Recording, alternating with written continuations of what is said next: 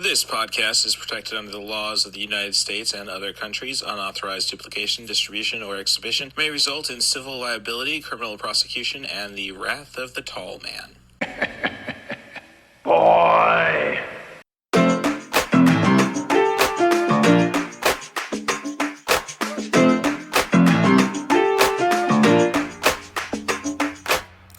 And welcome to 90 for Chill, the podcast with Cat Bus Russ. This is Cat Bus Russ. This is another bonus episode.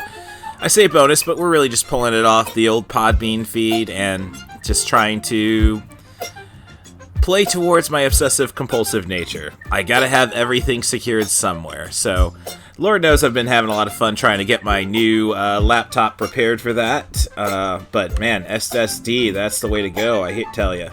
So, but this week is another conversation with the Poetic Critic. This one's not going to be as critical of the world, I suppose, of cinema, I should say, the MCU and mass media, what have you. So, we're going to discuss first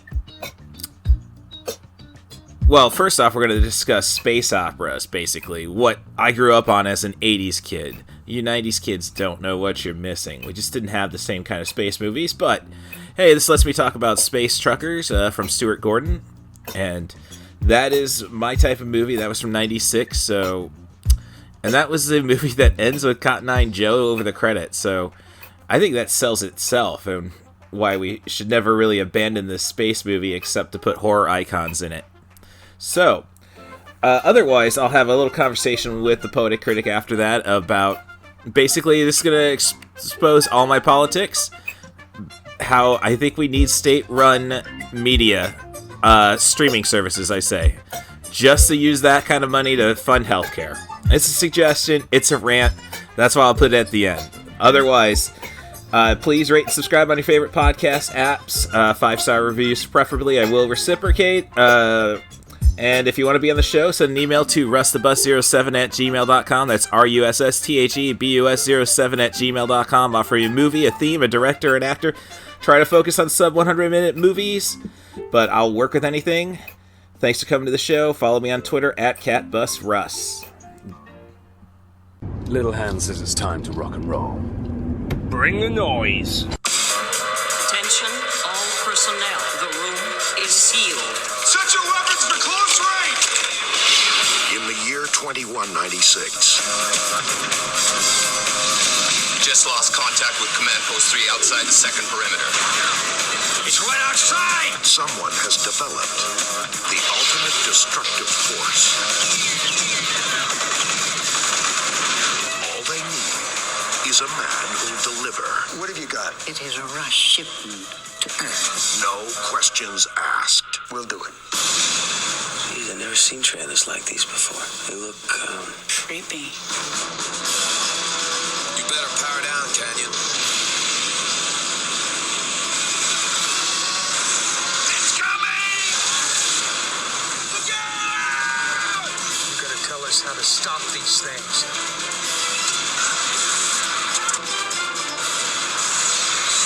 Dennis Hopper, Stephen Dorff, and Debbie Mazar. Fire it up!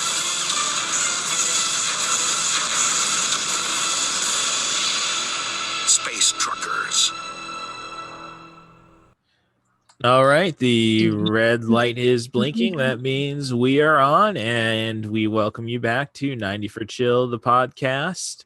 And this is your host, obviously, Russ Stevens, Cool Movies Darth.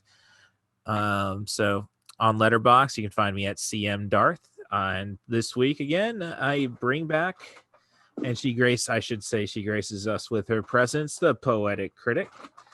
That's the Poetic Critic at Letterboxd. So how are we doing? I'm fine, thank you. Very good. I mean, we're both on the fully vaccinated. Well, I got about another week to claim that, but anything at the movie theater about to grab your attention? No, I haven't really been paying attention. There just isn't a lot on the new release docket lately for obvious reasons. So, well, yeah. And I've been pretty busy lately, so I haven't seen a ton of movies lately at home. Mm-hmm. Well, I know, growing up in the early through entire 80s, Skimble quit playing with the bag.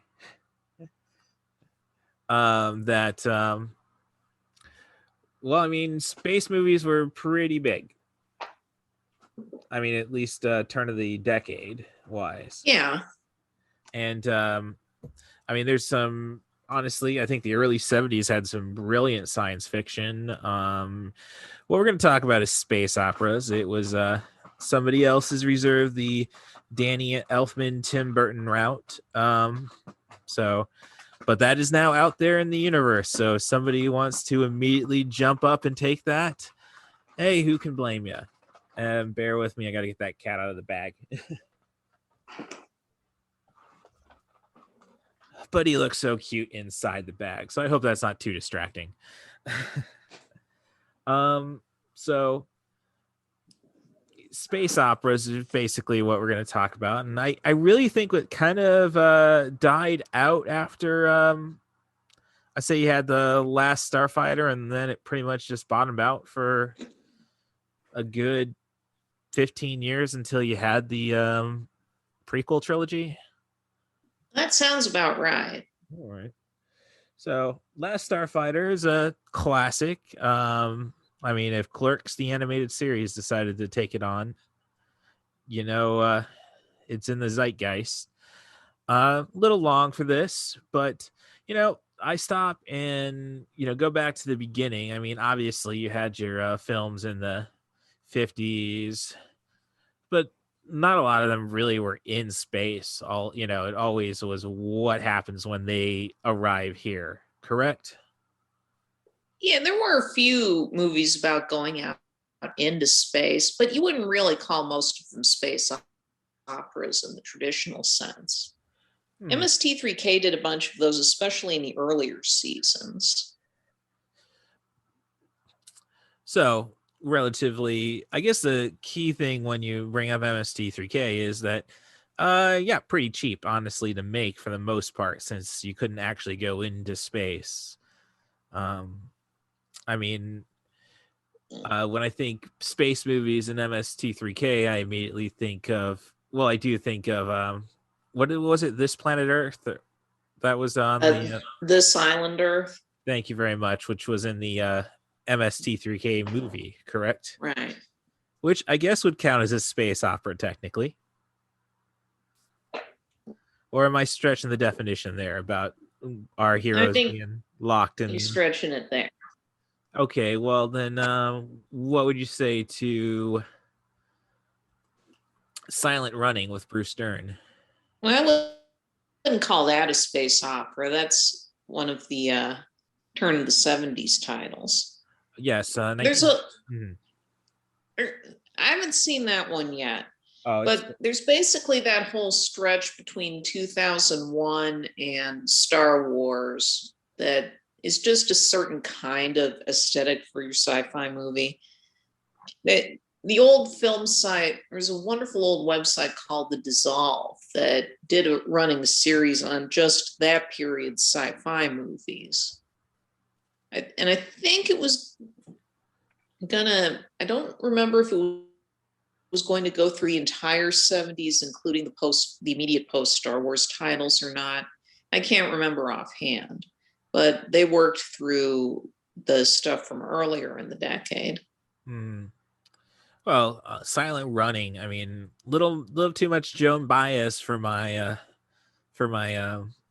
taste. I mean, we're already cheering on a murderous hippie who decides that after Earth says, you know what, we're not going to do this vegetation thing anymore. Just save the time and energy and nuke them. Nuke all these terrariums they have out in deep space.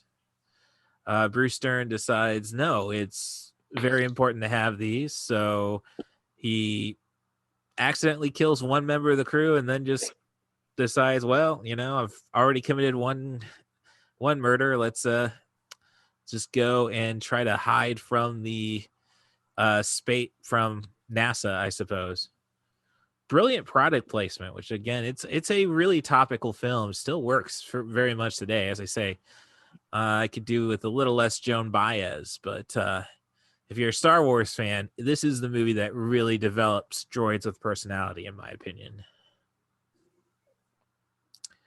So as far back as you go, though, what would you say be I mean, of course, there's 2001, but Lord knows that doesn't really qualify for 90 for Chill, the podcast. So how far back do you go personally? What do you mean? Well, I mean, what's the oldest that you can immediately think of that you remember seeing pretty vividly and have a good memory about? Oh, of Or space opera. Yeah, space opera. Mm-hmm. Well, we grew up with the Star Wars movies. Oh yeah, I mean that's obviously, and knowing my mom amusing herself with me singing the chorus to Flash Gordon as well. I'm just saying, I guess I should have rephrased it in terms of qualifying for 90 for Chill, I guess, about what's the oldest movie, I suppose, that comes to immediate mind when it comes to space operas?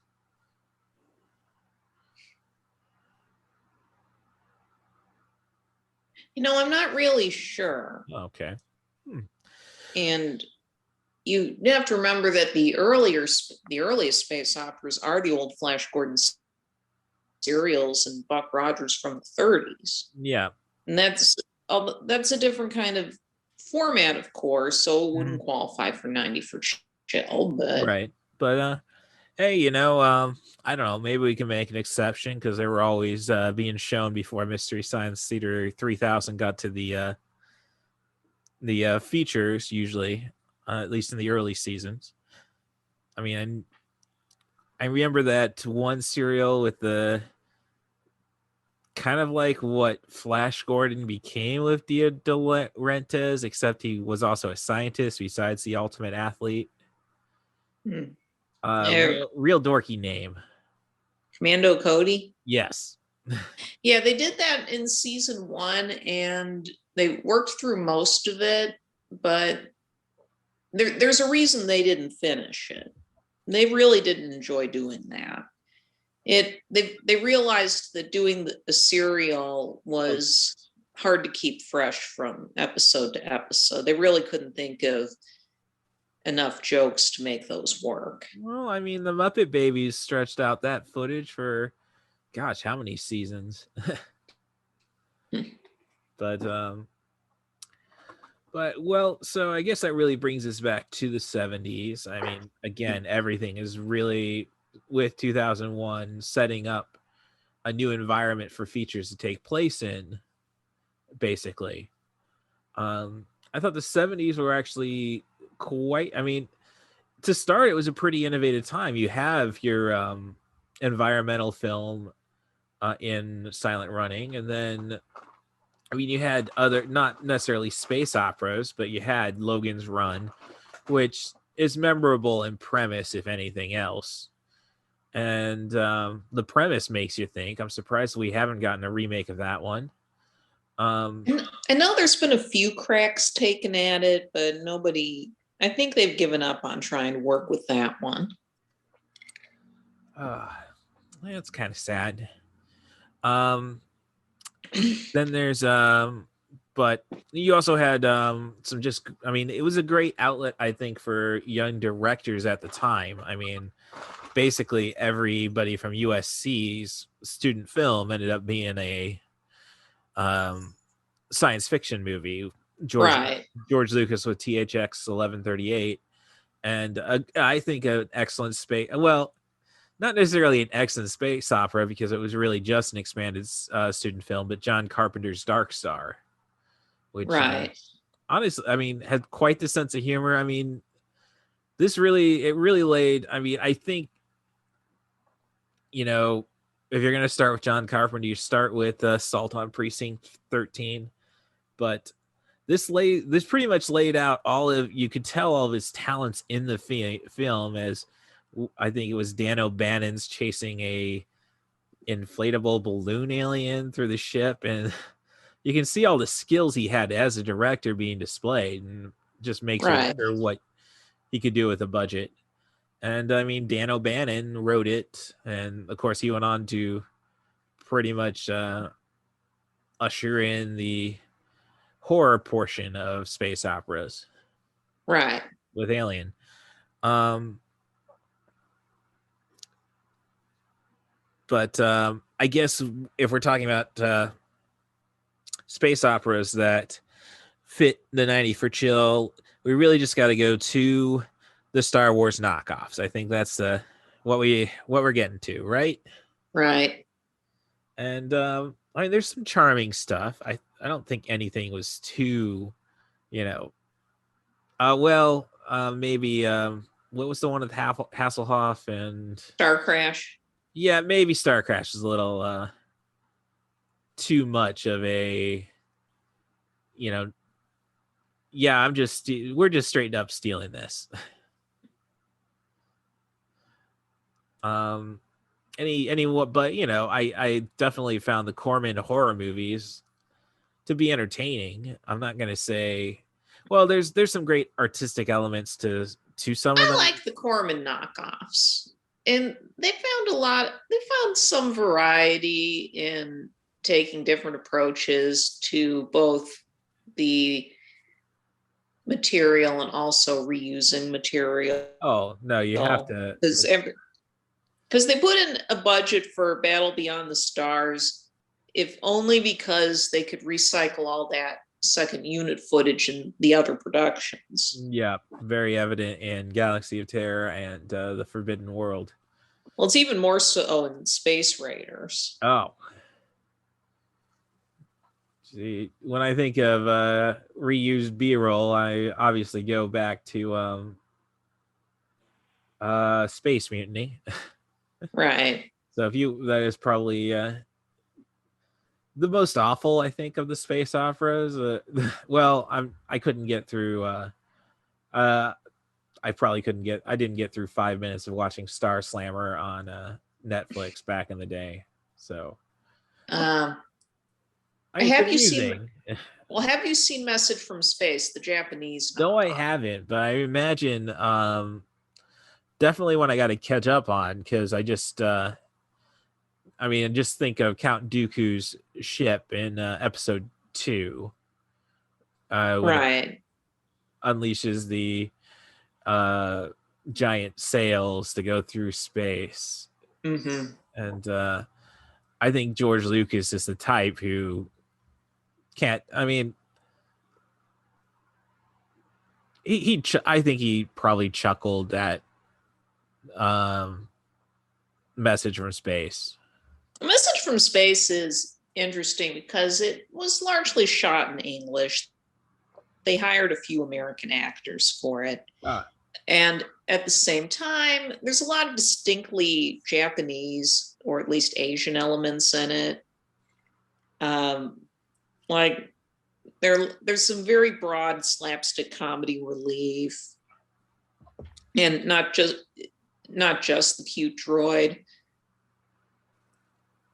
because there's a cute droid, but there's also a lot of bumbling slapstick. Mm-hmm. The bad guys, the evil emperor's mother is played by what's clearly a man in drag.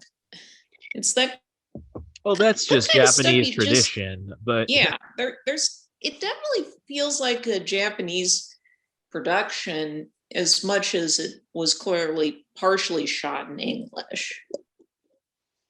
And it has a weird charm in its approach. It's another one that does take on the Seven Samurai, Magnificent Seven plot structure. Okay. The way that Corman's Battle Beyond the Stars would do just a few years later.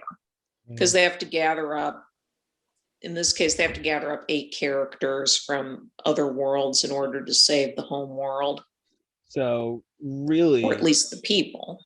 So what you're trying to say is, if any story begs to sci-fi story begs to be remade, maybe Message from Space.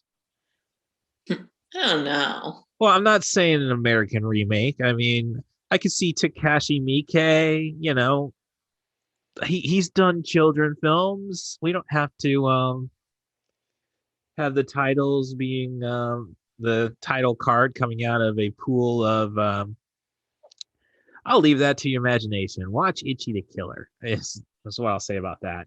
Actually, I've watched a lot of Takeshi Miike. It's all worthwhile, but there's some definite better than other films, which I think could lead me to. Well, I don't know. I don't want to jump so far into the future. I mean, we're in a good little zone in the late 70s, early 80s, I think, correct? Well, roughly. Now, you've mentioned like the really well-known knockoffs, like Message from Space, the Roger Corman titles, and Star Crash. But there were even more than those, especially coming out of Italy. And yep, all I can really say of Italian sci-fi from that era is the only one I've really seen is Contamination, which almost works. I've seen the riff tracks for that one. Yeah. But well, there were a lot of direct Star Wars ripoffs they were doing around that time in Italy. And some of them have turned up in the public domain and in those old Mill Creek box sets, like 50 movies, that sort of thing. Mm-hmm. Another one was The Humanoid, which was notable for getting a bunch of guys and gals associated with the James Bond movies for some reason. Because the primary heavy is played by Richard Kiel. Oh. This was like 1979, 80. But they also had some of the then recent Bond girls playing some secondary characters. Mm-hmm. Then there's the Canadian knockoff, Shape of Things to Come, which I've heard of. Yeah, Riff Tracks did this one, and it's got Jack Palance as the villain. Yeah. Yeah, I mean, I don't know. I mean, I have not watched a lot of his old westerns. I don't know. I mean, Tango and Cash, he hardly works as a villain. So I think that's a definitely flawed concept. What were some others? Another one Riff Tracks did was Starship Invasions from 1977. This is another Canadian one. And you can tell, too, because it's got lots of flannel and comfy sweaters in it, like a lot of David Cronenberg's early work. And the Riff Tracks for that one is very good. It's on Tubi. That one is interesting because along with the Star Wars-esque elements, it's combined with the old ancient alien astronauts trope that was really big in the 70s. This was the era when there was stuff like Chariots of Gods and oh yes, pseudo historical texts like that floating around.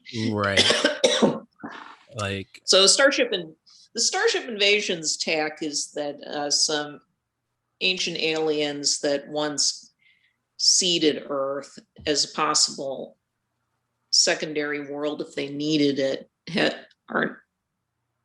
their sun's about to go supernova and they're going to lose their home planet, so they prepared to wipe out the population of Earth by first they get rid of the good aliens that are hiding on Earth as part of the Federation of Planets, and then they put a satellite into orbit that as it orbits the planet causes people to spontaneously start committing suicides.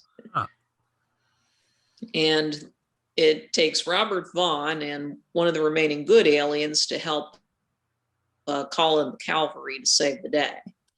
Yeah, Robert Vaughn, really kind of feel bad for him because being a kid of the 80s, I really only remember him as the guy who was manipulating Richard Pryor, and then that kind of stuck with him, I think, throughout the rest of his life.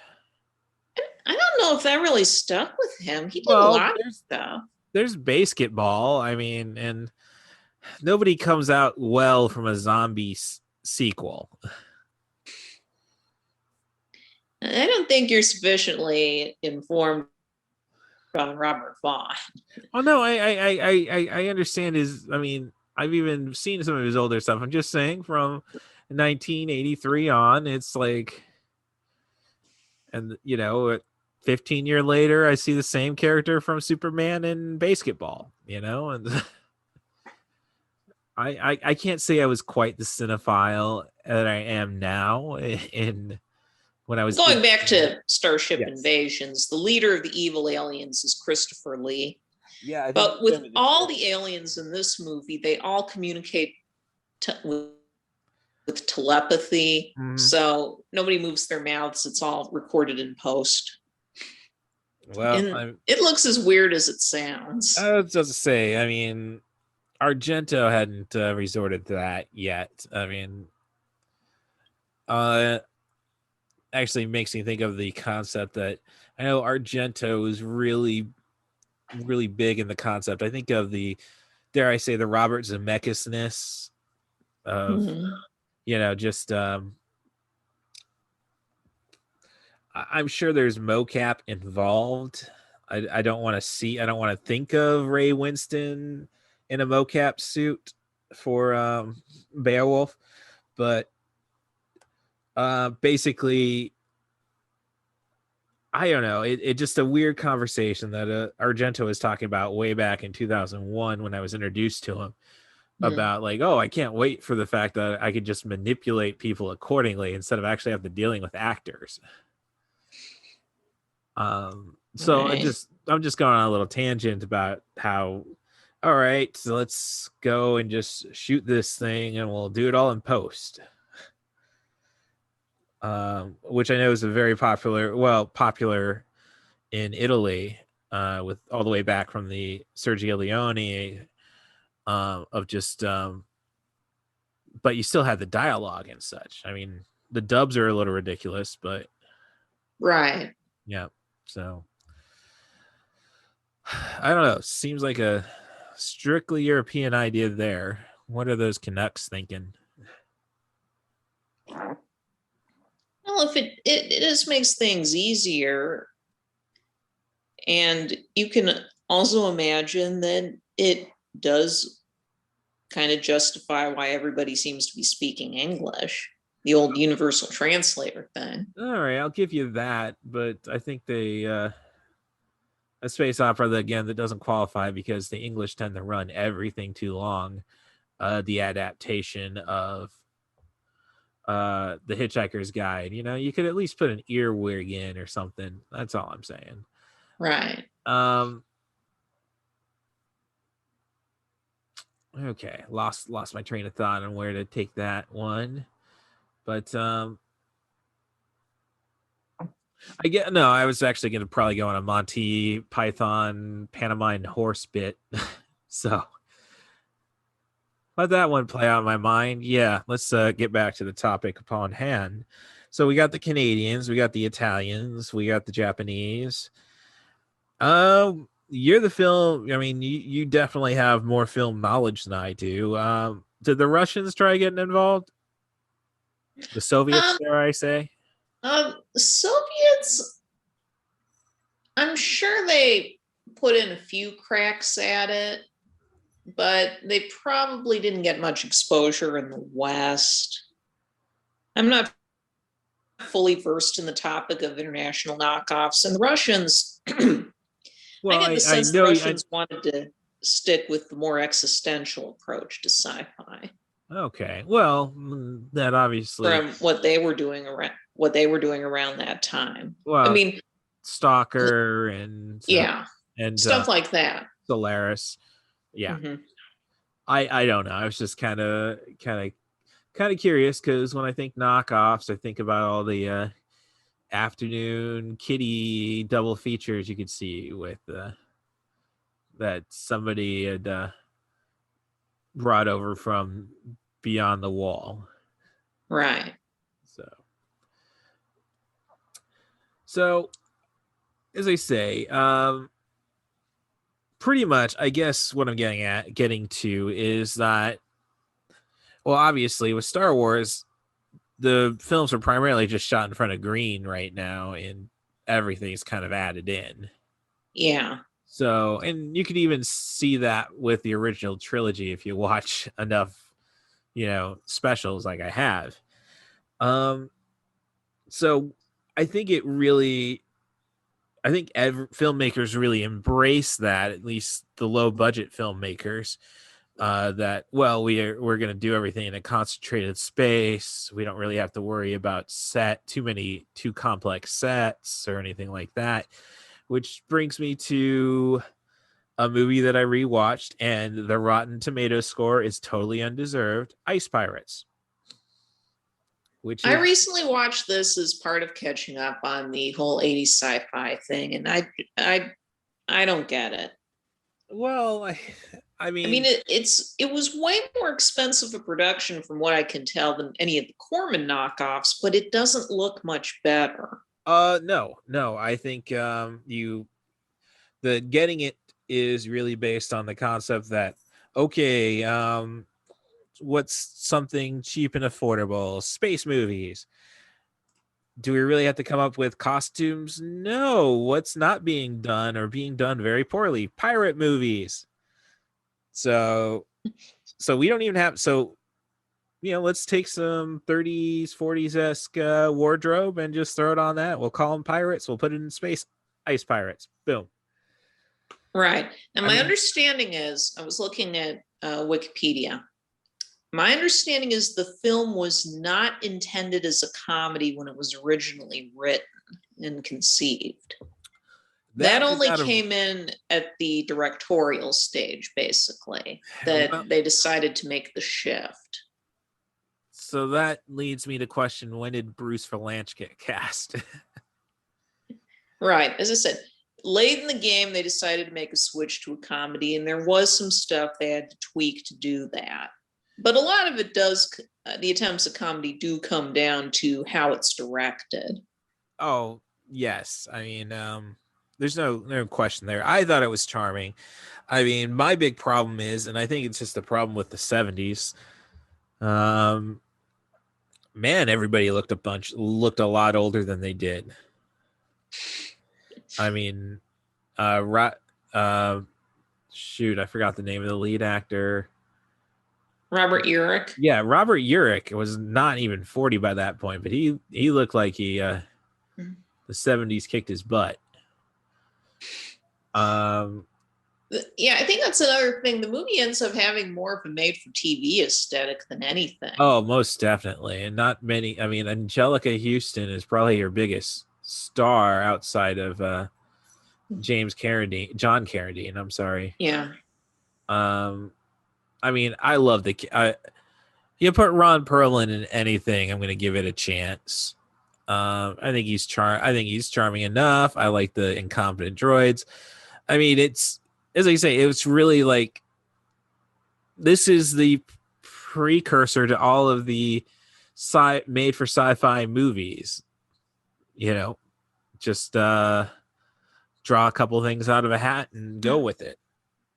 So, and I think there's some clever bits, like the entire finale being involving time moving faster, so everybody ages faster. So seeing people brawl from their 30s all the way into their half of them died just because of natural causes is kind of clever, I think. I could not see it working, though, as a serious film. Well, no, I think that was probably why it was shifted at the 11th hour, is because they knew it wouldn't work as a straight film by that point. But with that said, at least the movie shows more respect to pirates than anything Disney has. When our hero sees the princess sleeping and is pretty much pulled away by his crew. We don't have time for this. Let's just get the ice. The premise of the film is basically ice is a commodity because there's no water in the universe anymore. Right. So he closes the glass casing of the bed. He said, we're pirates. Where's all the raping and pillaging? Which is more respect to the entire concept of pirates than anything Disney has done. I mean, maybe if you ask Amber Heard, Johnny Depp does live the character a little more than he leads on to, but I digress. I mean, really now talking about it, I just really am thinking back to Rick and Morty's Pirates of the Pancreas, which we never get to see, sadly, and I think Rick was really onto something. Oh yeah, it's we don't hold back on the pirates. It's really rapey.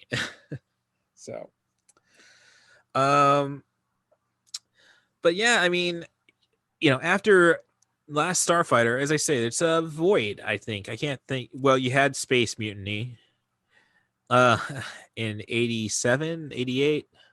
Yeah, thereabouts. Which brings back all of the space battles from the originals, Battlestar Galactica. I think MST3K did it more justice than it ever deserved, especially with the escape pod battle between Tom Servo and Crow, just for kicks. Right, and it's worth noting that back in 78, 79, they did release the Battlestar Galactica and Buck Rogers pilot movies into theaters. Oh, I didn't know that was. I saw the Battlestar Galactica. Dad showed it to me. Yeah, I didn't know that was the pilot movie. I figured that was just. And I think it aired on television first, if I recall, but then they expanded it with a few more scenes and sent it out into theaters. Don't worry. Although that was probably more for the international market. Right. It was not uncommon back then that for a lot of TV shows to edit some multi-parters together and send them out internationally as movies. Like all the Man from U.N.C.L.E. season finales were multi-parters, and they all got re-edited into movies and sent out overseas internationally. I did not. The box set Mom has, because they did add extra scenes and stuff, does include all the movie edits along with the original episodes. Oh, very, very interesting. And they did that a few times with Battlestar Galactica too, as well as the follow-up show they did, Galactica 1980. They would re-edit a few episodes together and send them out internationally. Okay. No, that's very interesting. I never really caught on that was a trend. No, it was a common practice at the time. Or, I mean, already a lot of TV shows in the 70s and 80s would edit 2 episodes together for syndicated TV. Well, yeah, I'm more than T3K did a bunch of those, but yeah, it was not common to release TV movies or just plain TV movies theatrically in other countries. The George C. Scott version of A Christmas Carol was released as a theatrical movie in England. Or for all you Stuart Gordon fans here, the Daughter of Darkness. If you watch it on Tubi, this is originally a CBS weekly movie. Watch it on Tubi, you get boobs. So, but yeah, they did that with the Battlestar Galactica and Buck Rogers.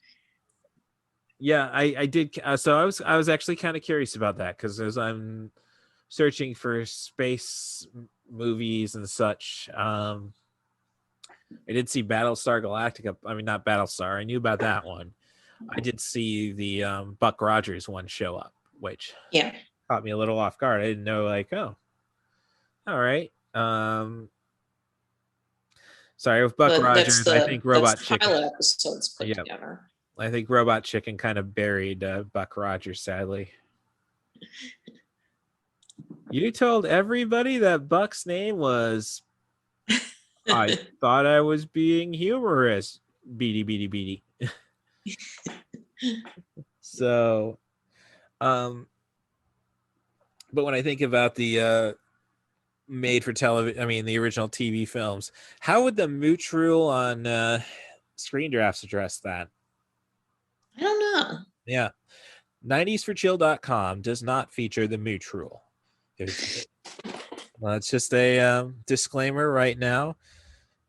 I mean, if you make something, whatever you can get it distributed, I think is how we should approach that. Okay. Now, why did the space opera kind of peter out? There's a pretty obvious reason for that. While you could do space operas, well, conceivably do space operas on a budget, by the mid 80s, there were much other movies you could knock off even cheaper. It was much, think about it, it's much easier to do a Conan and the Barbarian knockoff, or a Road Warrior knockoff, or an E.T. knockoff. Yeah, well, yeah. I mean, I was going to say, no, that one shouldn't be touched, and then Mac and Me comes to mind. Well, there were tons of E.T. ripoffs. No, you can divide them into, there's like 4 distinct subgenres of E.T. ripoff if you look at the whole run of fantasy movies of the 80s. First, you have your direct ripoffs like Mac and Me. I could name a bunch of others offhand. There was Nuki, there was Munchie, there was Pod People. Yeah, Pod People. The Gremlins was basically a dark variation on the concept, and I'll give its you own that. cottage industry of spinoffs. There was a movie inspired by the song Purple People Eater. Yes, I do recall that one. Yeah. And then you have the ones where the kids travel to or with the aliens. Explorers, the big one. Yeah. And I guess they're finally getting a Blu-ray out through Shout Factory this summer. Man, you almost, I mean, I hate to say, you almost, well, I don't know. Shout Factory is doing their damnedest to get everything out there. Yeah, they're working hard. Let me pitch an Albert Pion box set. That would make me very happy. And then, okay, so you have your straight ripoffs, and you have the ones that kind of invert it. You could also say something like Space Camp's almost a variation on that idea. Yep, didn't pay attention to that. Was on all the time when I was actually at Space Camps. Did not pay a single moment of attention to it. And then you have the ET knockoffs where they change up either what the ET equivalent is or who they encounter. Because if I could pause for a second. Starman, basically an ET knockoff. We're gonna get to Starman in a minute. Okay. But right now, let's talk about the ones where we change it up by either changing what the alien is or who they meet. If we have, because if we want variations on who they meet, you have. Is this your way of bringing Howard the Duck into this? Yes, okay. Howard the Duck would count because that put, Alien Duck and goes Cleveland saves the world. But also you have Batteries Not Included, Rat Boy, and Brother from Another Planet, where the stranger is in a depressed urban setting of some kind. You have Cocoon, where the aliens, instead of befriending some kids, befriend a bunch of seniors. Yes. You put then you put an alien next to Wilford Brimley, you have gold. You have military robots that acquire sentience and decide to befriend people. Which is Johnny Five, which is... But it's also Daryl. Oh, yeah. Nope. Either way, though, you really... There are 2 different movies on that subject. Oh, yeah. But... we had... what was Wes Craven's movie with the robot that they put the Deadly Friend? Yes. That's a different kind of. Yeah, I understand, but the thought of somebody losing their head to a basketball, just something. It's funny when you read about Deadly Friend. To go off on a tangent here, you find out the gory kills were not part of the original cut. Oh. He really just wanted to focus on the idea, on the love story, and have it be more that the humans were the real monsters, if anything. No, and it didn't work with test audiences though, so Warner Brothers made him go back, and you're going to have some gory kills put in. Well, it's a Wes Craven. They had come up with a completely different final scene, that sort of thing. Yeah, no, I mean, final scene a little. He wasn't happy with how it turned out. I can get on the final scene, but yeah, I don't know. Your name is Wes Craven. I'm sorry. It gets weird when it comes to what we expect of performers and artists. Yeah. And what they're allowed to do. Like, I had no problem watching Eric Clapton and Moline just going off on blues riffs, showing off his guitar talent, all that. And Mom was pissed that he wasn't just playing the hits. Right. And then I go and see a Japanese band called Boris with my friend Stephanie. And I didn't realize I picked the night to go because they played a show the night prior in Chicago as well, where they did the hits. And I came to the show where they were doing an experimental album. Right. That's kind of like what Lady Gaga did when she did her Vegas residency. But they clearly labeled which shows were going to be the full out concerts and which ones were just her at the piano. Okay. Well, this is why I'm always preaching about context warnings. Like it doesn't just apply to racist cartoons. Which I'm actually kind of excited about the Space Jam. You got Don Cheadle as a villain. All right. And we all know that if a algorithm becomes a sentient being, it's going to be like in the Seth Rogen Netflix comedy special, Hilarity for Charity, where the Netflix algorithm turns out to assume the form of Jeff Goldblum when it wants to communicate with humans. And so long as we're all willing to behave, it's not going to kill us all. Oh, no. I, for one, welcome our robot masters.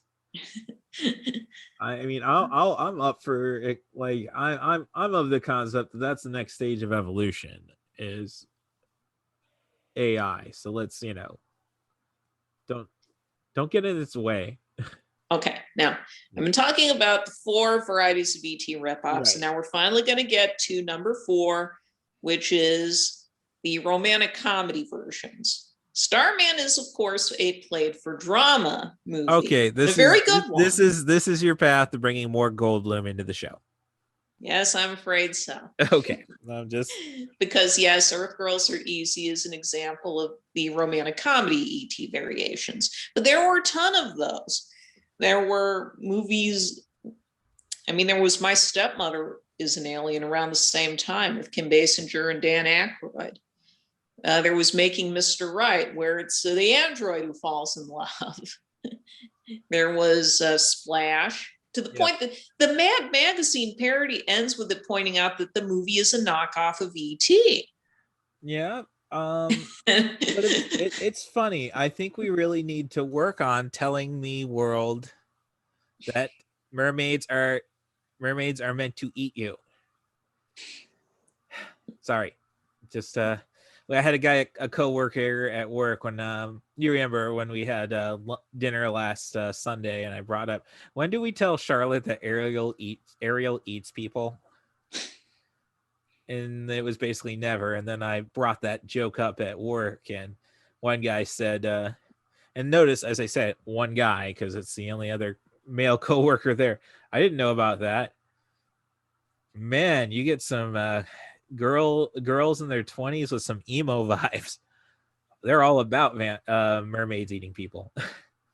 So, but yeah, there were a bunch of romantic comedies that are basically riffs on ET around that time.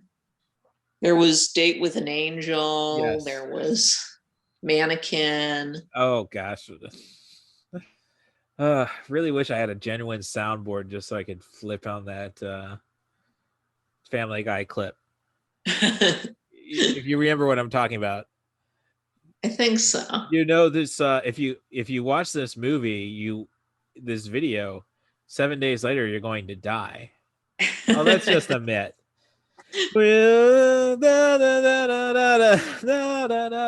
And you got Peter with the contorted face. With that "Nothing is Gonna Stop Us" song. Right.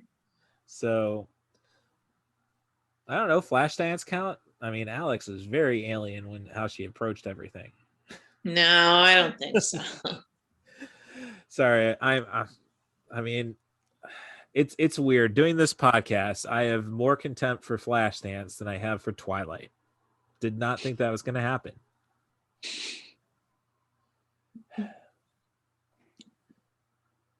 Which makes me wonder, what has Joe Osterhaus been up to lately? No. I if it's nothing, I'm very happy. So we have our romantic comedy ETs. You got anything more on that? Or because when you're talking about movies that knock off, I mean, I think other knockoffs. Well, later in the decade, you get the run of RoboCop knockoffs. Oh, yes.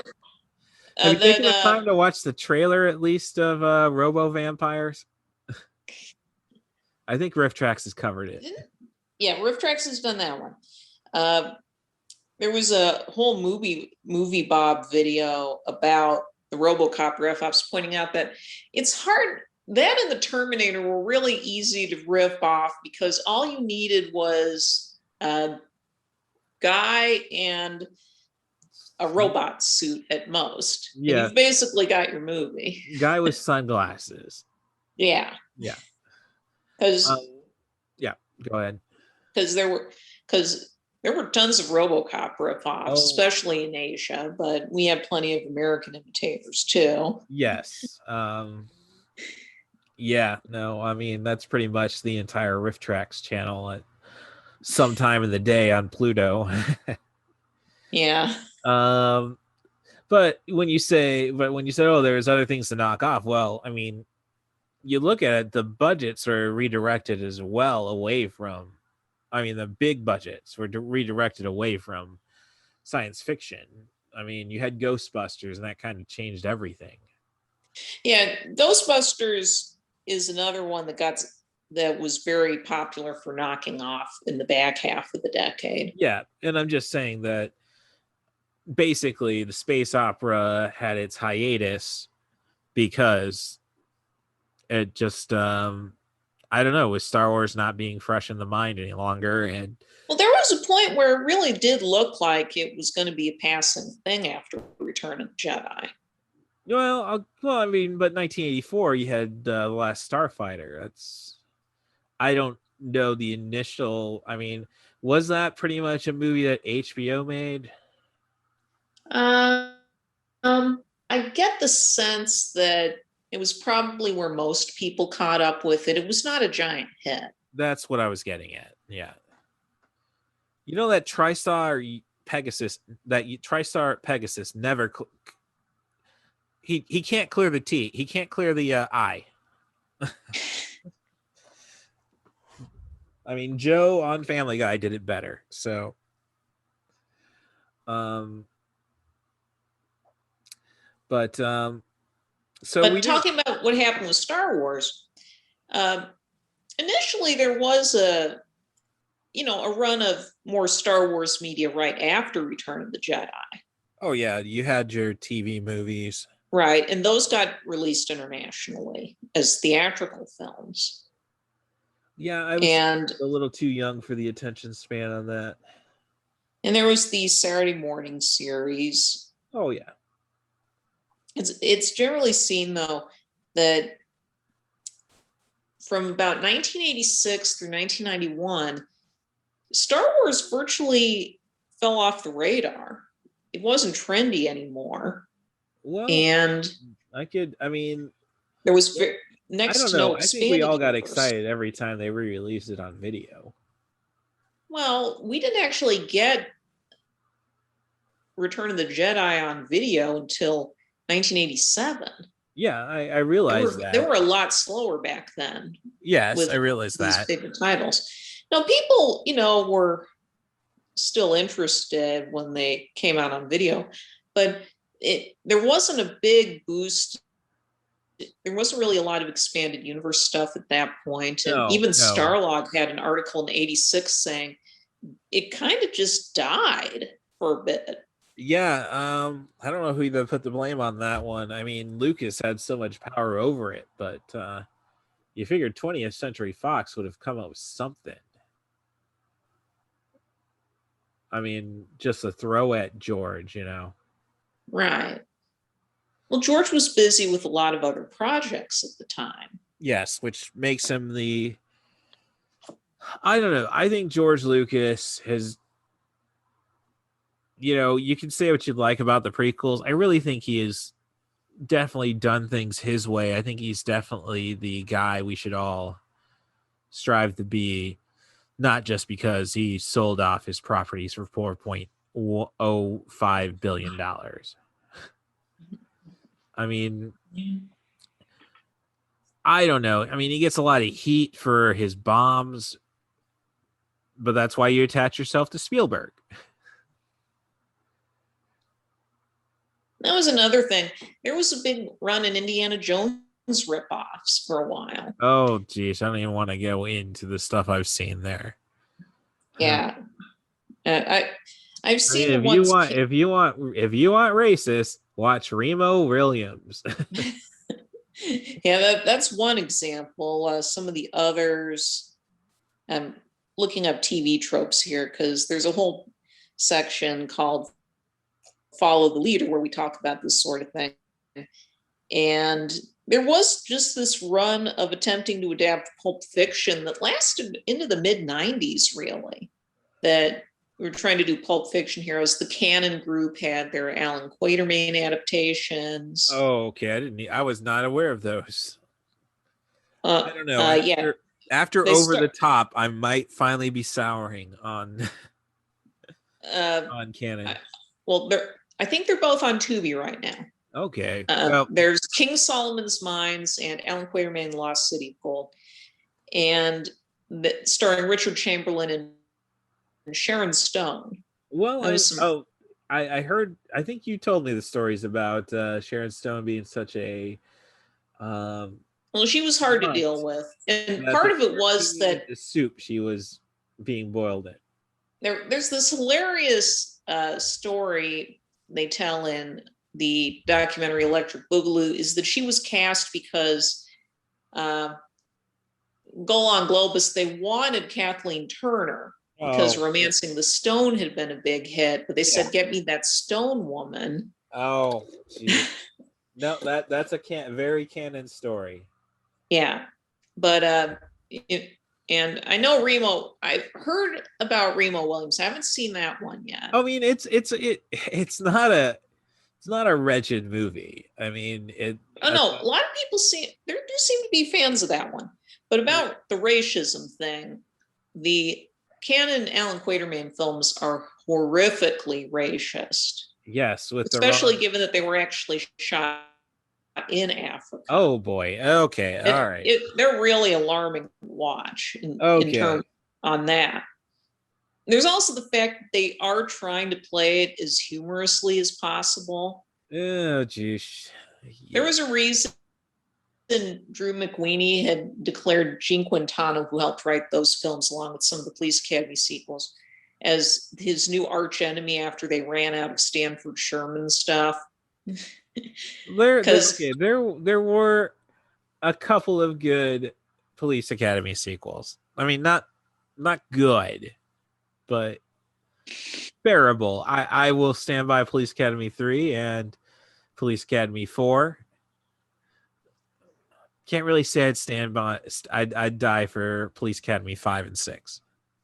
Right. But I really need to watch Operation Moscow because Ron Mother Lovin' Perlman, sorry. So I got wrestling on mute. That's probably where the Pillman came out of. In any case, there was a big run of pulp adaptations in the 80s and into the 90s. You know, we probably wouldn't have had seen people trying to take cracks at stuff like Dick Tracy or The Shadow or The Phantom in the 90s, if it hadn't been that Indiana Jones had worked so heavily off of the 30s pulp thing. Well, I will say The Shadow could have... sorry, scratch that. No, Shadow couldn't work. And now, Phantom, Billy Zane's not a star. Yeah, probably the one case where that they tried a pulp adaptation that a lot of people ended up liking, even if it didn't do well at the time, was Adventures of Buckaroo Banzai. Oh, which is a mother-loving classic.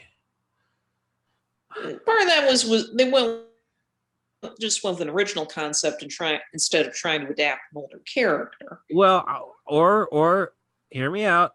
Clancy Brown can do no wrong. But that was one of the few. But again, the whole reason, and again, they did talk about this on 80s All Over, the whole reason they were that they were able to get the kind of budget to get a film like Buckaroo Banzai made was that the studio thought there was potential for a franchise in it. I don't know.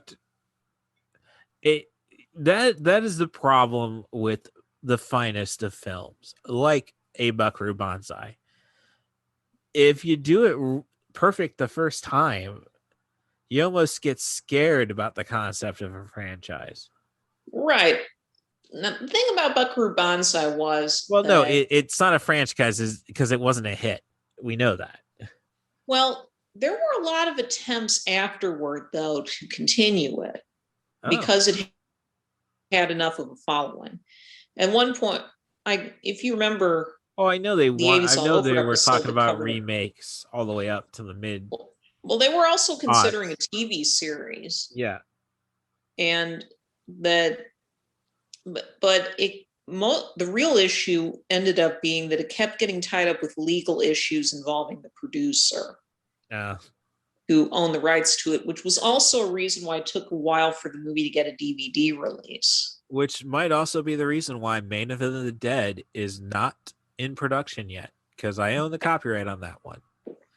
I'm more than happy to sell it all off. Send me an email at rustthebus07@gmail.com, and I'm willing to negotiate. What I do know, however, is that they're finally, that since that producer passed away, things have kind of loosened up a bit, and that they are coming out with a graphic novel this year, I think, that's finally going to realize the whole idea of Buckaroo Banzai versus the World Crime League. Oh, well, hey, I tend to have spare time because of how early I get to work. I might have to check out the G-Mart down in Champaign and keep up on that. A lot of good I don't know. What's your opinion on physical media when it comes to comics? I prefer it. Yeah, I don't know. A lot of it, times are going to get really weird now with NFTs actually taking off. Or at least it seems like NFTs are taking off. But no, I just see it looked upon with disdain. There's apparently a horrible environmental toll the concept this technology takes. Well, you have to keep the servers running, basically. But I don't know. Yeah, it's there's so many people who are homeless. Why can't we put them on treadmills? That would solve at least one portion of it. That's a satirical statement. But I'm just saying, jogging is a renewable resource. That's all. But in any case, I think what killed the space opera was there were just so many other things you could be ripping off on lower budgets by the end of the 80s. Yeah. No, you're right. You can, even when I go back to Ghostbusters, there's plenty. I can't, a knockoff doesn't come to immediate mind, but it's... Well, I can, thinking offhand of basically any paranormal or horror themed comedy for the rest of the decade owed something to Ghostbusters being the hit that it was. Okay, but so in 85, you've got like Once Bitten and Transylvania 65000 came out the same month. I think it was almost within 2 weeks of each other. How much Goldblum are you trying to put in this podcast, Rory? Not trying to do this intentionally. No, it's a joke. I mean, we're this is a pretty robust episode of 90 for Chill. It's pretty much capitalizing on everything we love here. David Cronenberg, Jeff Goldblum. Oh, but now that I think about it, I did send a tweet after rewatching Ice Pirates, and it's like, why haven't we gone and tried selling this script to Johnny Depp right now? I mean, this is exactly what this guy known for being a pirate is cut out for, and I don't see him in a position to refuse work right now. Well, okay. Going back to the Ghostbusters knockoffs, you also had Ghost Fever is the one that the Cinema Snob did a memorable episode about. All right, Okay, the Cinema Snob. It could be one of his all-time funniest. Cinema Snob is with Stone Gremlin, right? Right. Okay. Nostalgia Critic. Look, I'm just going to put it right now to the internet. I am not going bald for you. I mean, I know there's a lot of credibility with bald guys and YouTube videos, but not me.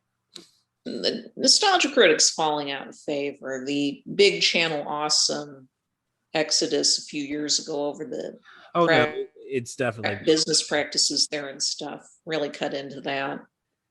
I think that I get the sense, panel. I mean, he does that. Right. Yeah. But I think that kind of review style may be falling out of favor. That and stuff like Cinema Sins. Oh, yeah. Yeah, I can see that. So, but anyway, other Ghostbusters knockoffs, they might not have been direct knockoffs, but I don't see stuff like Beetlejuice or Scrooge being made without Ghostbusters having opened the door for that kind of film. Oh, no, I think you're there. I think, yeah, you're onto something there. Maybe not Ghostbusters, but well, I don't know, because it's just very...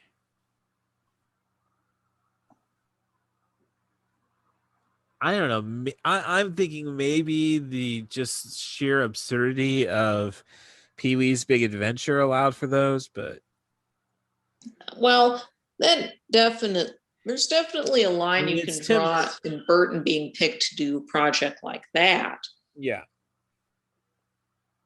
I don't know. I mean,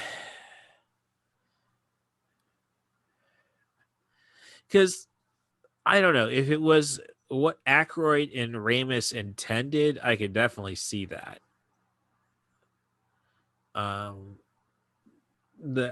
Ghostbusters influence. Right. When you look in other movies that you can kind of see drawing upon it was the Monster Squad. Yeah. That's probably the biggest, which I really need to rewatch. I've really only watched it once. Elvira got her own movie. Yeah. I think you can draw a shorter line between Pee-wee's Big Adventure and the Elvira movie than you can Pee-wee's Big Adventure and Beetlejuice. Yeah, L'Oreal, you're probably right there. But then I guess what filled that space in the early before Independence Day? I know Independence Day really doesn't work as a space opera because Independence Day doesn't really work.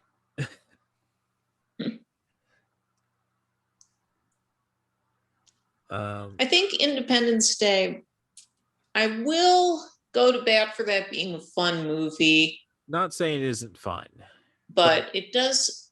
I do understand why a lot of people don't think it's aged well. It has a very saggy second act. I look at it as the moment I can, we were only just getting introduced to Mystery Science Theater 3000 via VHS tapes because Yeah. Continental Cablevision didn't have Comedy Central. Right.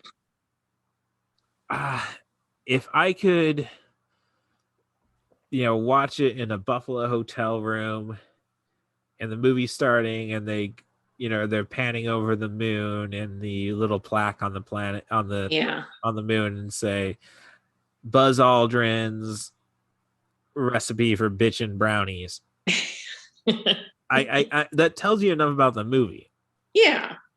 You can get away. I mean, and it shouldn't. I mean, but you immediately have a sense that this movie is going to be sheer popcorn. Yeah. There's no point in taking it any more seriously than Jeff Goldblum did.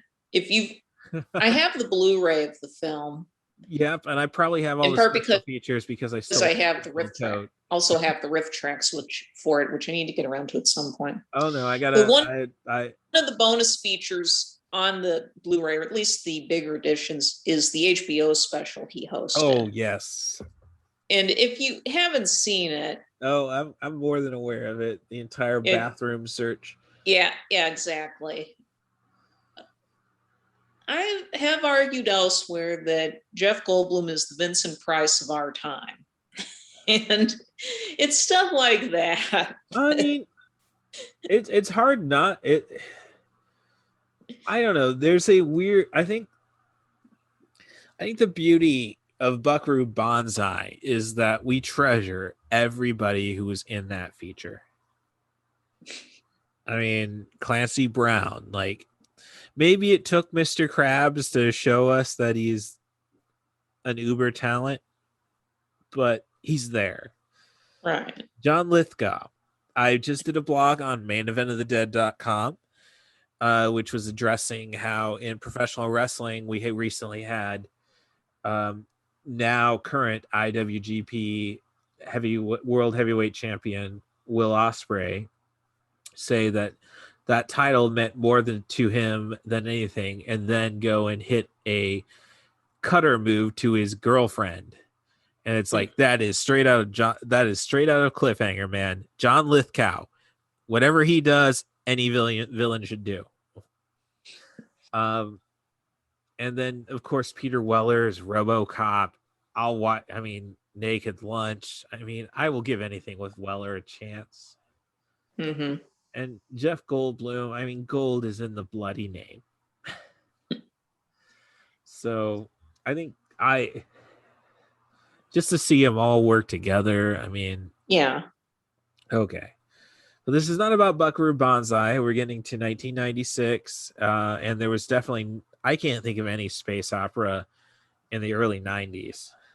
No, there really wasn't. And you could blame and again, it's just there wasn't a need for him. As you said, you had the Ghostbusters and E.T. knockoffs from 82 to 90 to 89. And then you had everybody attempting to create a comic book movie. Yeah. Off a bad comic book movie. I love Tim Burton's Batman. I love Batman's Returns. But they didn't do any, as Kevin Smith said, on Dinner for Five on IFC, they brought up the entire Abraham Lincoln bit. Mm-hmm. And Kevin Smith said, you have your comic book where you do the Abraham, the Abraham Lincoln bit, or the Statue of Liberty's Planet of the Apes bit. Right. And did you see the ending of Tim Burton's Planet of the Apes, where he does the same thing? And then Kevin Smith said, and this was a guy from, I guess, the New York Times or New York Post, whatever, page 6 bollocks. And he just told Kevin Smith, hey, do you want to, point that out? Sure, why not? It's 6-page stuff. And then Tim Burton got pissed off about it. And Tim Burton says, why should I care about him doing it first? I don't read comic books. Which Kevin Smith said, well, that explains Batman. So, which is like, I am a DCEU apologist. Like, oh, Batman's killing everybody. you were cheering for him when he put a bomb onto a clown and smiled before he kicked him into an abyss to blow up. Like, that's our Batman. Let us not forget about this. So I don't know. You could do an entire. I would say you could do an entire podcast about failed comic book adaptations, but the only one I could come up with that fit this podcast is Judge Dredd, and I already addressed that. Could have been a good movie. Just why did you have to pull Dredd into it? And why hasn't Rob Schneider tried to be Richard Dreyfuss more often? That is what I got from that rewatch.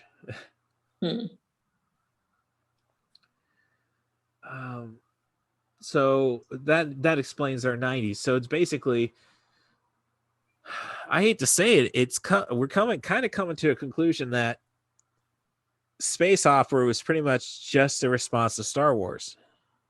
Mostly, I think. There have been attempts in the decades since, but it seems to be a very tricky concept to pull off. I mean, Jupiter Ascending and Valerian and the City of a Thousand Planets were both colossal failures. Valerian has some redeeming qualities, in my opinion. I mean, it's Luc Besson. I mean, you did have The Fifth Element. I mean, that worked out very well. You said Valerian. What was the other one?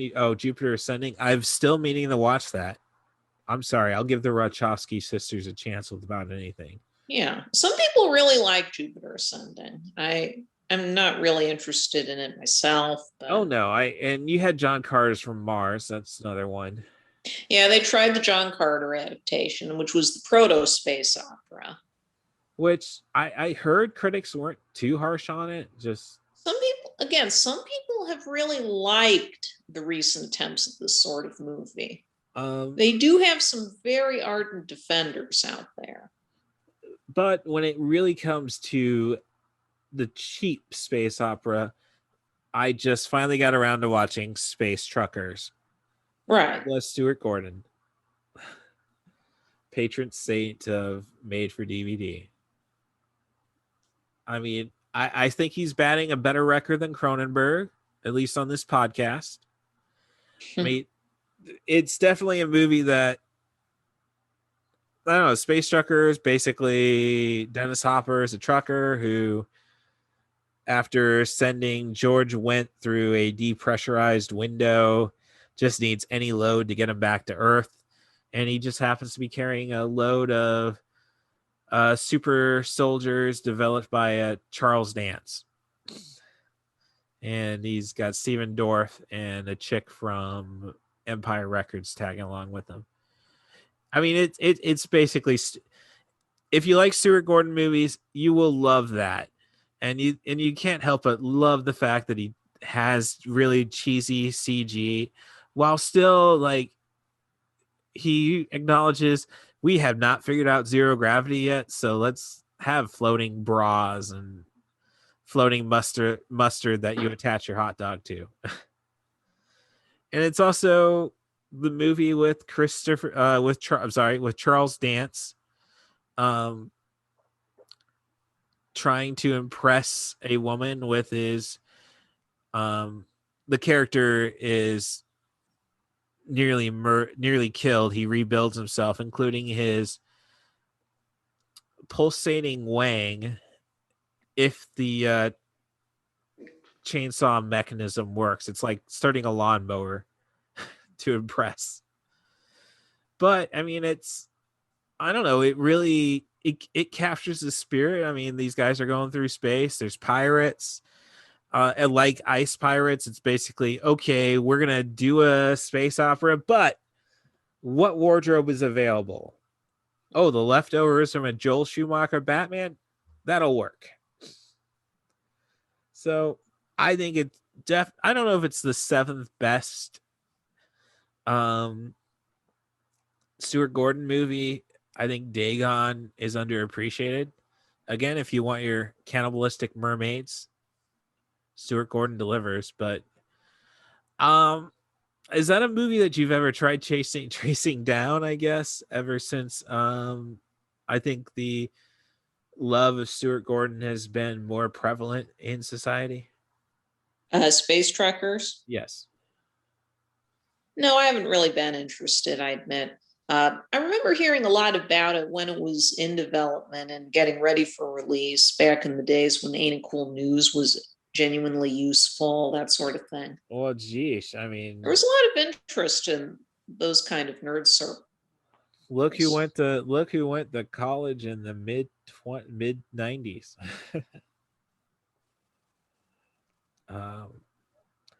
But I mean, I don't know. I think, well, let's just go with this. I am still waiting for Machete Kills again in space.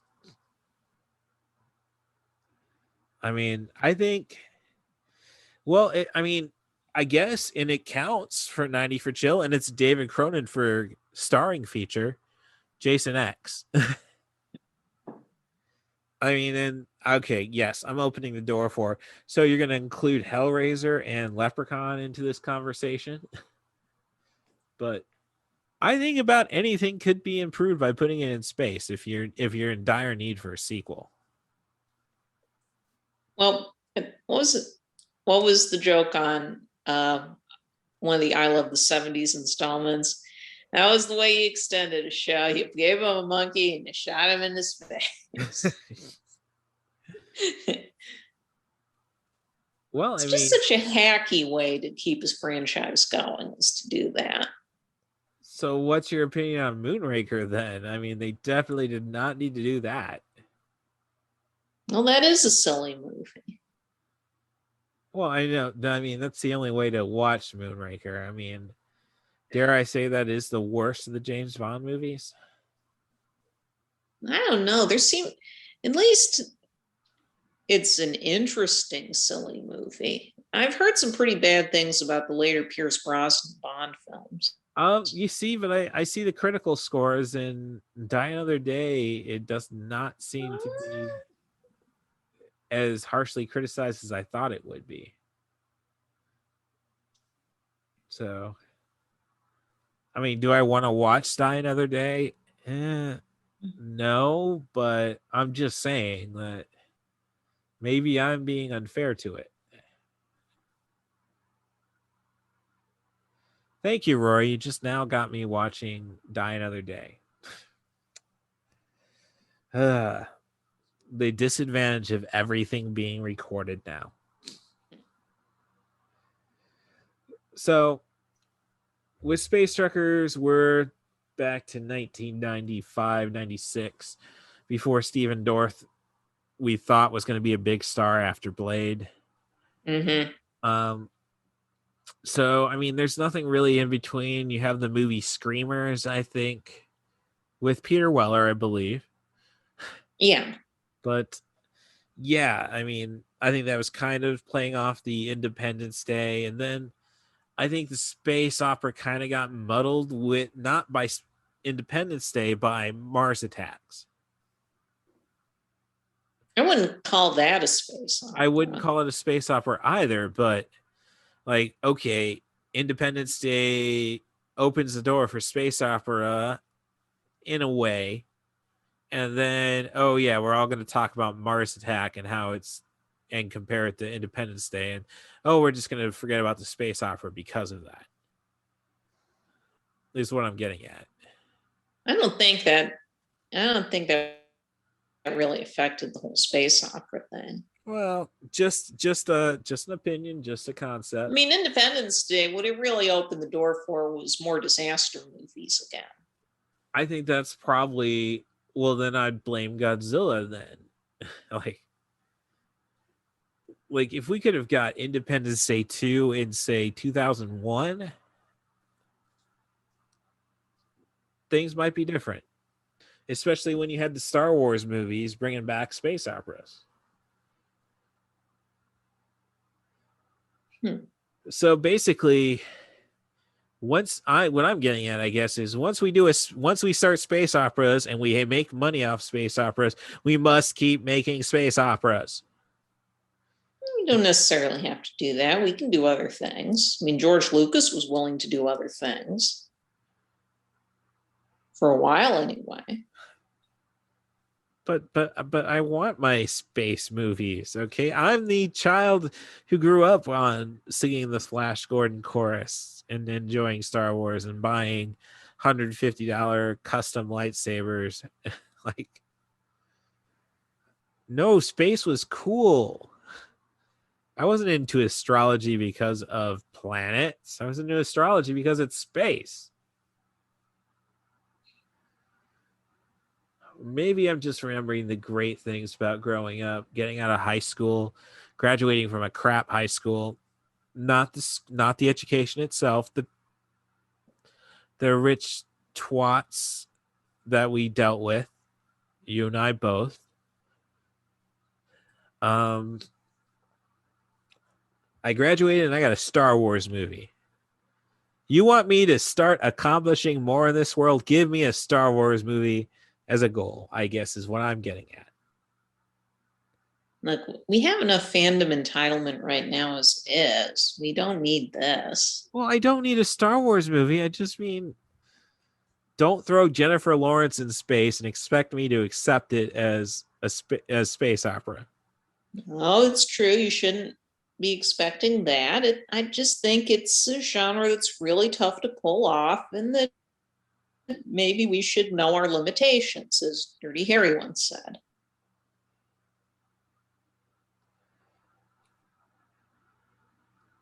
As an uber liberal who has enough problem with the coworker next to me going off on Fox News rants about cops killing black people, that kind of hurts that we end it with a rather poignant Clint Eastwood quote. But you're right. You're right.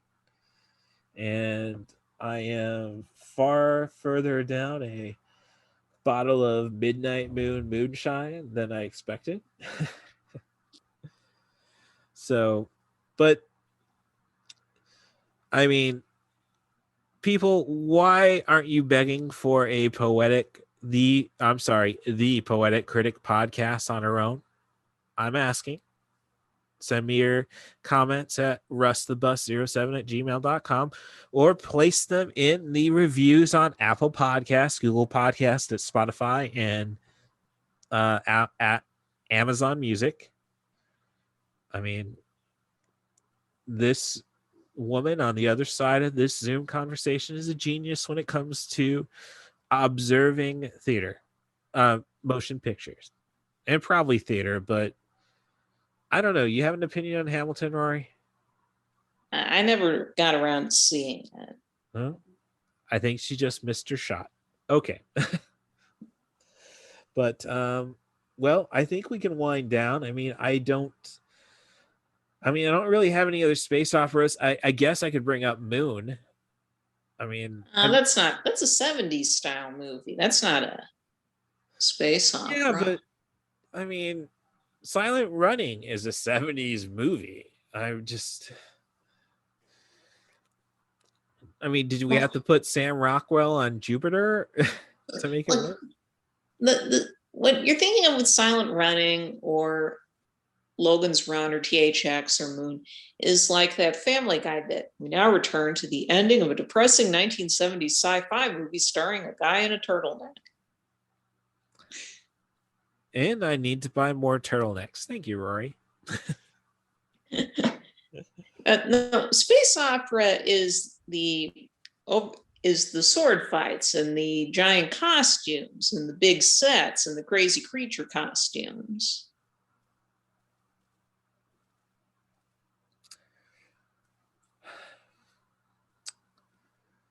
I don't know. I just want to be in space, I guess, is where I'm coming from. And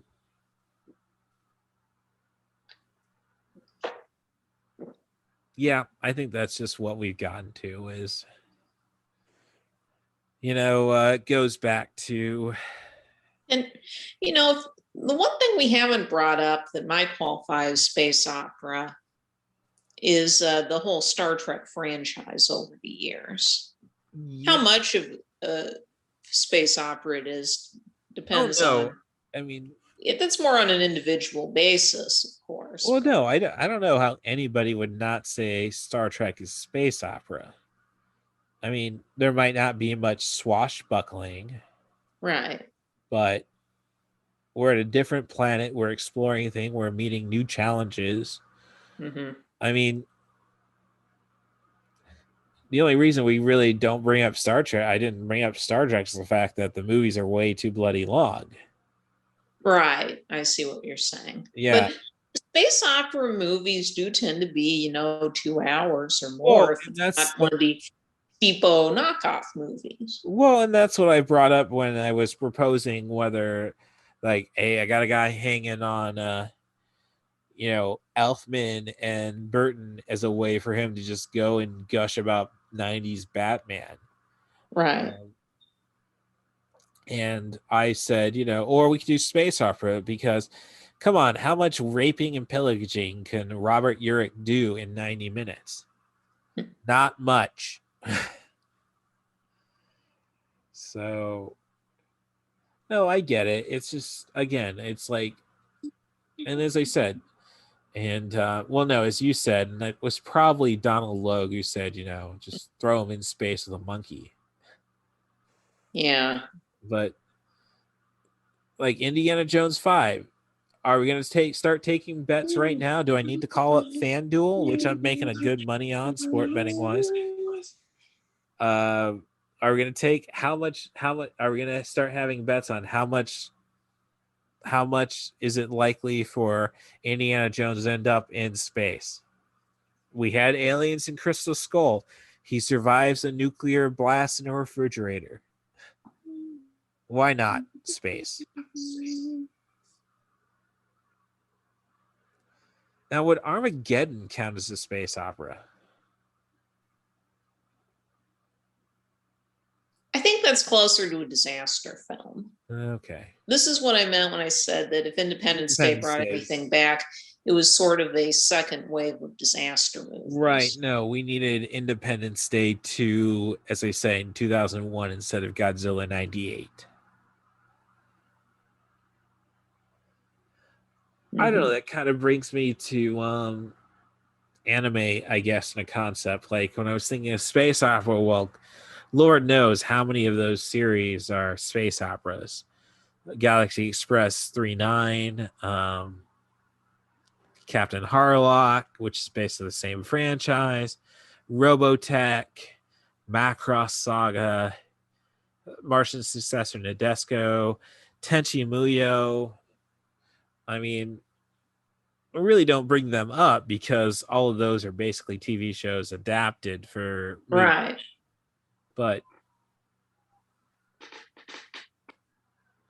I guess what I'm getting at then is the space opera really more of a television concept? It could be at this point. People are willing to put more money into them than they used to. I mean, look at The Mandalorian. I mean, I was about to say look at Red Dwarf, where it's still making episodes, but no, I mean The Mandalorian. I don't know if people want a Star Wars movie, which I'm scared of. We need a Star Wars movie. I mean, just look. We had Star Wars movies all the way through 2019. No Star Wars movie in 2020. Worst year ever. 2021. There's still too many idiots who aren't getting vaccinated.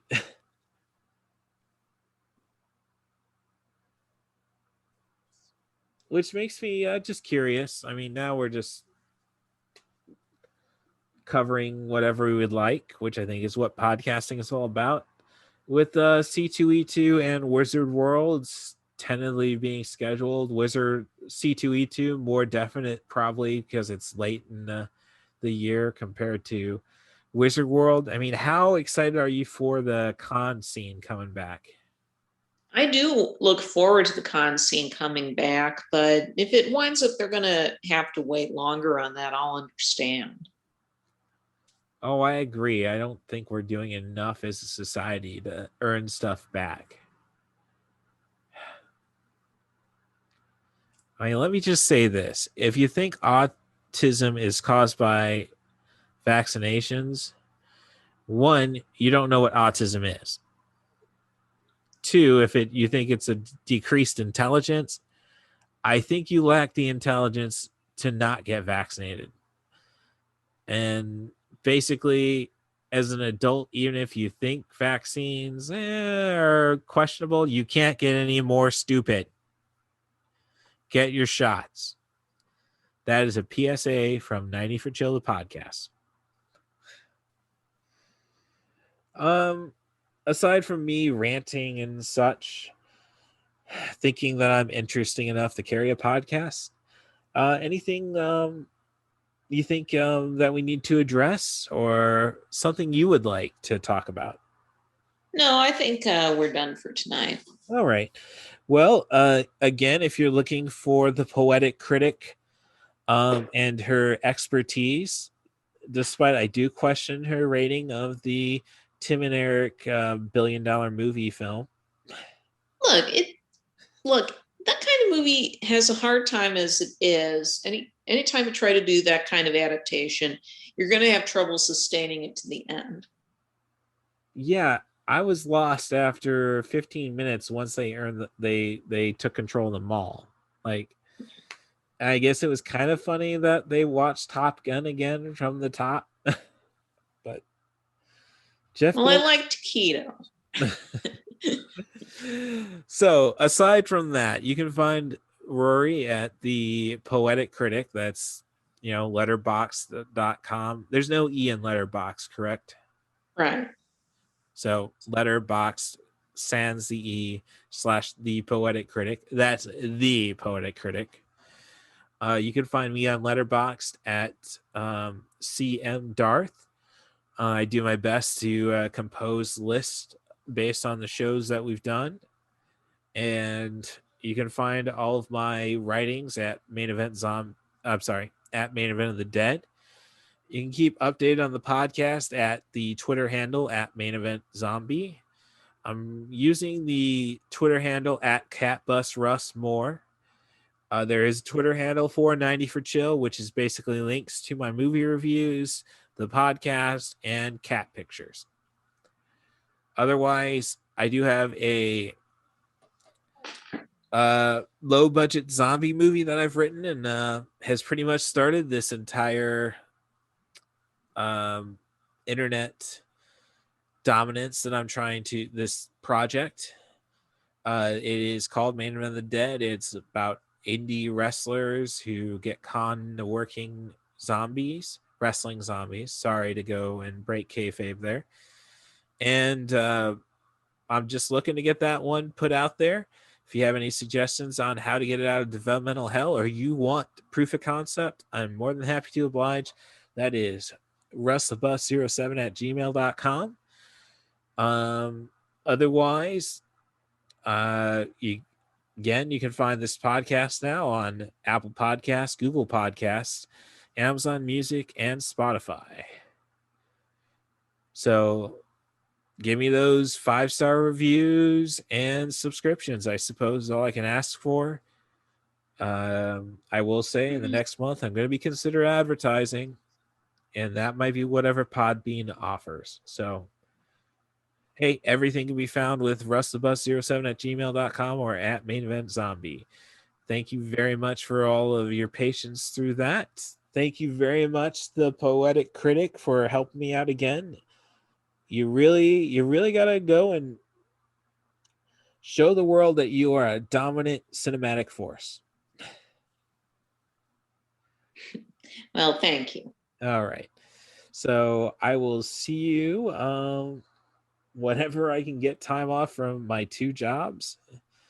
And thank you very much again for doing me a great favor and coming on. No problem. Thanks a lot. Well, thank you again, everybody, for listening. What's it like to have premier access to the biggest Disney Plus blockbuster movie events? It's kind of like the movies premiering in the comfort of your home. Now you can be among the first to see it. Just select a Premier Access film, order it on your Disney Plus app, and unlock it. You can watch and rewatch as often as you like on any device, as long as you're a Disney Plus subscriber. You can even download it. Each order is a one-time fee to watch one film, so plan a night to share it with family or friends. The greatest blockbuster movies are coming directly to your home with Premier Access, only on Disney Plus. So, because iPhones can pick up any noise, just a brief little tidbits with the big sis, the Poetic Critic on Letterboxd. So she was educating me today about the Pixar Disney issues. Primarily that for $20 you can watch a Pixar movie as a new release, while $30 you get to watch a guaranteed franchise, otherwise known as a Disney animated feature. No, what it is it's for the monthly standard fee, you get the Pixar movie, and it's a $30 upcharge for other movies. So it's not even a $20 upcharge. No, there's no upcharge at all. So, okay, I think this is a cinephile's dream, not having to gamble on risky Disney projects, just keeping your Pixar stuff. I don't see the flaw here. This is all about Pixar animators' ego. No, I don't think it's that. I think it's as much about respect for the filmmakers in question, and that they put the same amount of effort into their projects, if not more, than the stuff that is getting the surcharge. So, to make everything equal, we need a communist streaming service. No, but this is part of what people don't like about the whole content hose concept, where they keep just shoveling stuff out, and a new Pixar movie doesn't get treatment any more special than the next season of High School Musical, the series. You see, now you just intrigued me. I gotta know what kind of train wreck that is. Thank you, Pixar, for exposing the train wreck that must be High School Musical, the series. It wouldn't have had a second season if people weren't watching it. Yes, but as you say, the content hose, maybe you don't really get a choice. It's just so easy to just shove stuff down people's throats. But that's the thing. Let me get my lighter out. We can burn those taste buds away from you, Roar. One of us. It's not plenty. Intergalactic proton-powered electrical tentacled advertising droids. Intergalactic proton-powered electrical tentacled advertising droids. Intergalactic proton-powered electrical tentacled advertising droids. Hi, I'm Darth Harrington of Darth Harrington's Intergalactic proton-powered electrical tentacled advertising droids Emporium and Moonbase. Due to a garbled subspace transmission, I am currently overstocked on all intergalactic proton-powered electrical tentacle advertising droids, and I am passing the savings on to you! As it turns out, I just have a little over 5 minutes to rant about the concept of a communist streaming platform.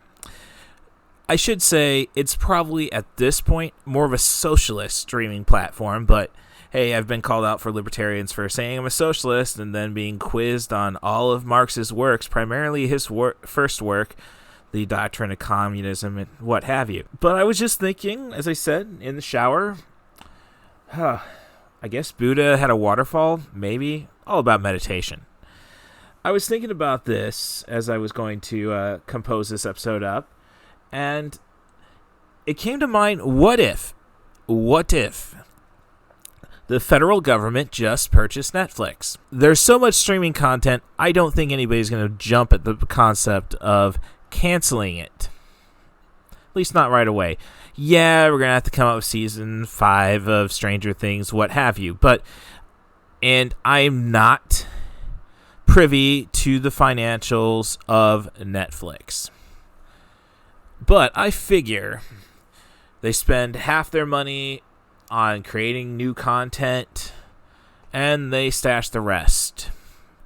And I'm thinking, What if we use that rest for healthcare? We're not taxing the people.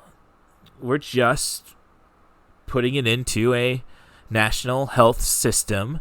The one thing in England that Margaret the Milk Snatcher Thatcher was not able to take away from those citizens. I'm not going to say that that Netflix's profit margin may be able to totally sustain that, but it's got to come in handy somewhere. Dare I say infrastructure, expansion of broadband internet, education. I'm sure this is something we could pass the Democratic Senate without busting the filibuster. This is a one-time investment, I would say. I mean, okay, you want the number, we're probably looking at, I'd say Netflix is probably worth $50 billion, so I'm willing to say let's throw $300 billion at them, and at least we have that source of income. I don't know. I mean, you can say, we'll use it for indoctrination of our kids and such. And no, I don't think we should necessarily use it for that. I'm just saying that, hey, at the ridiculous price we're paying, $15 a month, if they have 200 million subscribers at $15 a month, let's see, 15 times 10 is 150, so we're looking at 300. So I don't know, is that $3 billion a month? That's more than we can expect from a lot of things in this world. All we have to do is keep up with the Tiger King, keep making Witcher episodes. I mean, it's not like Republicans are going to say we're doing anything more to indoctrinate our country towards liberal values. We already know that all entertainment is indoctrinating our society to liberal concepts. It's all ideal stuff. Fairy tales are liberal. There's no, unless you go into the grim stuff where it's all about lessons and why you shouldn't be a douche because somebody's going to punish you. I think we've figured out by 2021 that punishment is not a deterrent. It's only understanding, and you can't go and change people from being not like you, from being pure and afraid of God, which is really, that's what Fox News is for. And I'm not saying the government should buy Fox News. I say we should have a melee at the center of the 5 points, and that's how we decide if Fox News remains. Good night. Can I hear a wahoo?